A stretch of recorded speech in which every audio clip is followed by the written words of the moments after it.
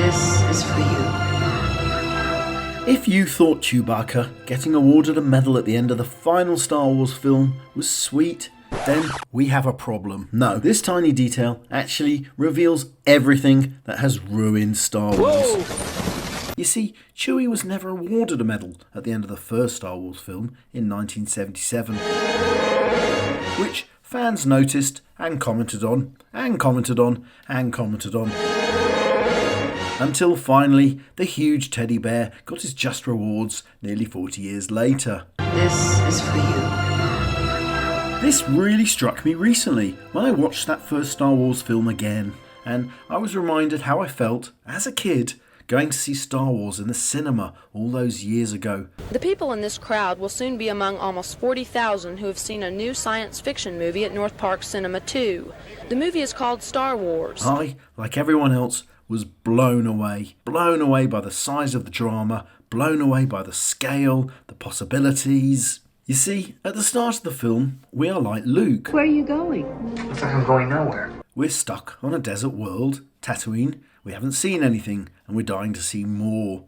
But we do. Events happen. Now we're at a town, a spaceport, and then suddenly, at just over the half-hour point in the film, at the end of what scriptwriters call Act 1 in the story, we're off. Where? Well, at this point in the story, we feel like we could go anywhere, or at least I did.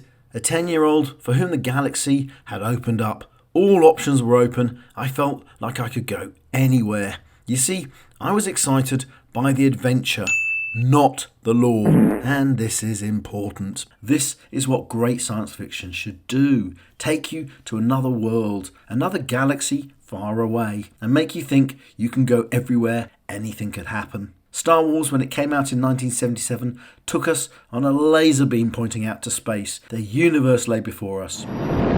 Cut to that final film and Chewie's medal, and what a sad and pathetic come down we've experienced. And ironically, it's the stratospheric success of the Star Wars franchise that has caused this demise. The more success the franchise achieved, the more fans it had to please, and the more fans it's tried to please, the less it took risks, the more it doubled down on whatever it was in those first three films that caused success. Ooh, TIE fighters! Ooh, Jedi sword fights! Ooh, funny droids! Ooh, a Princess Leia moment! Remember Chewbacca again? Oh, I love to remember Chewbacca! Repeating your material reveals a shrinkage of imagination, and that shrinkage of imagination is revealed in a corresponding growth of scale. What was great in the first film? A Death Star. Okay, for our sequel... This was the Death Star. And this is Starkiller Base. Oh, we have another film coming. Okay, this time, why not thousands of Star Destroyers? Or take lightsabers in the second trilogy. We love lightsabers. Oh, let's have a double lightsaber. Still not good enough. Okay, next film, let's have 4. It's a story repeating itself. The only apparent way to make change is to make everything bigger. The numbers all go to 11. And most of 11 the and then amps go up to 10. Exactly. Does that mean it's louder? Is it any louder? Well, it's one louder. But you're not creating anything new. You're just creating different size versions of the same thing.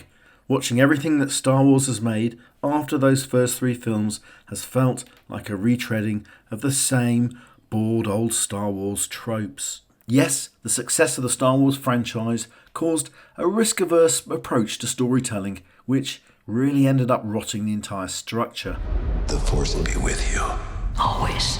I know someone who worked on those recent films who told me before production started they were sending out emails to crew members saying they knew they were Star Wars fans and asking if they had any ideas about the series to let them know. Now that, I'm afraid, tells you everything you need to know about the appalling creative state the Star Wars studio was in when it was completing its final trilogy. Which takes us back to that medal for Chewbacca. Did they really need to do this? Now, let's be clear here. There's nothing inherently wrong with satisfying fans' expectations, or fan service as it's known. It's just when this is done in place of imagination, or done out of fear. Star Wars fans may not help the situation, but this is all really the studio's fault. Star Wars has produced so much in the last 40 years, yet so little of it with any novelty at all. It's no longer a universe that feels large and free with potential and possibility. Nope, the Star Wars universe has become shrunken, constricted and constrained. There are finally good signs from the franchise. Andor is the first time in decades I've watched something from Star Wars and again felt I'm in a believable universe. One that isn't subservient to fans' wishes and desires, but one that is real and therefore believable. No lightsaber fights, no X-Wing versus TIE Fighter, no Princess Leia moments, and no bloody medal for the walking carpet. Is Andor the new Hope? I'll raise a glass to that. Please like and subscribe.